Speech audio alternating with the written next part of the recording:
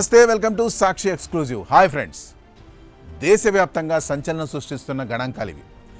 ప్రతి నిమిషం మనం ఎదుర్కొంటున్న ముప్పు అక్షర రూపం దాల్చింది. నేషనల్ క్రైమ్ బ్యూరో రికార్డ్స్ ప్రకారం తాజాగా ఆ సంస్థ విడుదల చేసిన క్రైమ్ ఇన్ ఇండియా 2024 నివేదిక ఇప్పుడు దేశాన్ని ఉలిక్కిపడేలా చేస్తుంది. అంకెలు తగ్గుతున్నాయా లేక నేరం తన రూపు మార్చుకొని మన గదిలోకి, మన దరిదాపుల్లోకి చొరబడుతుందా? ఈ నివేదిక చెప్తున్న పచ్చి నిజాలు ఇప్పుడు మీ ముందుకు. ఈ వీడియో అయితే ఎక్కడ స్కిప్ అవ్వకుండా చూడండి. వీడియో 10 మందికి షేర్ చేయండి. ఓవైపు దేశంలో నేరాల రేటు 6% తగ్గిందని ప్రభుత్వం ఊపిరి పీల్చుకుంటుంటే, మరోవైపు మన కళ్ళ ముందే ఒక కొత్త రకం యుద్ధం మొదలైంది. అదే సైబర్ వార్. 2023లో 86,000గా ఉన్న సైబర్ కేసులు 2024 నాటికి ఏకంగా 1,00,000 దాటేశాయంటే ఇక దొంగలు మీ ఇంటి తలుపులు పగలగొట్టాల్సిన అవసరం లేదు. మీ ఫోన్ స్క్రీన్ ద్వారా మీ జీవితాలనే కొల్లగొడుతున్నారు. ముఖ్యంగా తెలంగాణ ఈ విషయంలో దేశానికే రాజధానిగా మారింది. సైబర్ నేరాల్లో తెలంగాణ అగ్రస్థానంలో నిలవడం ఆందోళన కలిగిస్తుంది. మన టెక్ సిటీ బెంగళూరులో అయితే పరిస్థితి మరింత భయంకరం. అక్కడ ప్రతి 1,00,000 మందిలో 206 మంది సైబర్ మోసాలకు గురవుతున్నారు. ఈ నివేదిక బయటపెట్టిన మరో చీకటి కోణం హ్యూమన్ ట్రాఫికింగ్. మనుషుల అక్రమ రవాణాలో తెలంగాణ దేశంలోనే మొదటి స్థానంలో నిలిచింది. బాధితుల్లో సింహభాగం మహిళలే కావడం గమనార్హం. ఇది కేవలం గణాంకం కాదు, వేల మంది మహిళల ఆక్రందన. ఆంధ్రప్రదేశ్లో కూడా 313 మంది అక్రమ రవాణాకు గురైనట్లు రికార్డులు చెబుతున్నాయి. రక్షణ కవచాలు ఎక్కడ విఫలమవుతున్నాయి?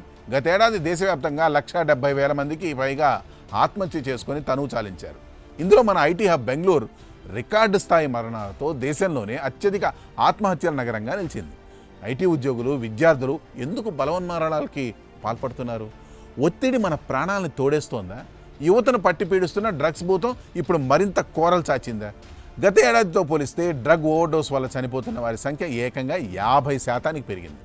మన వీధుల్లో, విద్యా సంస్థల్లో డ్రగ్స్ ఏ స్థాయిలో పాగా వేసాయో చెప్పడానికి ఈ ఒక్క అంకె చాలు. ఇక రాష్ట్రాల వారీగా ఓసారి నెంబర్లు చూస్తే దేశ రాజధాని ఢిల్లీలో విదేశీయులపై జరుగుతున్న దాడుల్లో అగ్రస్థానంలో ఉంది. అలాగే మైనర్ల ద్వారా జరిగే నేరాల్లో కూడా ఢిల్లీయే టాప్. ఆ తర్వాత తెలంగాణ నేరాల రేట్లో మహారాష్ట్ర, కర్ణాటకలను కూడా దాటేసింది. కానీ ఒక ఊరటిచ్చే అంశం ఏమిటో తెలుసా? తెలంగాణలో రైతు ఆత్మహత్యలు మాత్రం 0 అని నివేదిక వెల్లడించింది.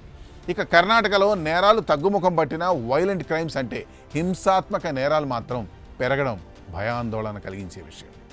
మహిళలపై, వృద్ధులపై దాడుల్లో బెంగళూరు 2వ స్థానంలో ఉంది. ఇక మరీ ముఖ్యంగా పశ్చిమ బెంగాల్లో విదేశీయులు అంటే ముఖ్యంగా బంగ్లాదేశీయులు పాల్పడుతున్న నేరాల్లో ఈ రాష్ట్రం మొదటి స్థానంలో నిలిచింది. ఫోర్జరీ కేసులు ఇక్కడ ప్రధానంగా నమోదవుతున్నాయి. ఎన్సీఆర్బీ 2024 నివేదిక ఒక విషయాన్ని అయితే స్పష్టం చేస్తుంది.